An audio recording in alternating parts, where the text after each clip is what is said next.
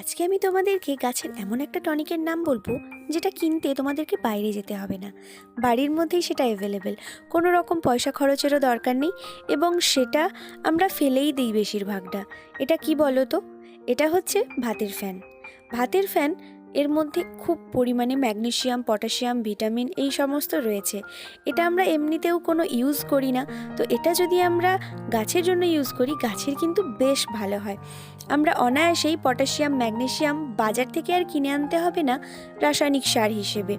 আর এটা গাছের জন্য খুবই ভালো হবে। আর এখান থেকে যে সবজি আমরা পাবো সেগুলোও কিন্তু আমাদের শরীরের জন্য খুব ভালো।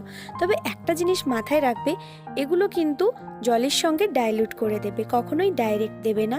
আর সাথে সাথেই দিয়ে দিও না, অন্তত 3-4 দিন ধরে রেখে দিয়ে কোনো একটা জায়গায় তারপরে জলের সাথে ডাইলুট করে দিও। আমি কিন্তু বিভিন্ন সবজি গাছে, ড্রাগন গাছে, সব গাছেই এটা দেই। আজকের জন্য এই পর্যন্ত। বাই, দেখা হচ্ছে নেক্সট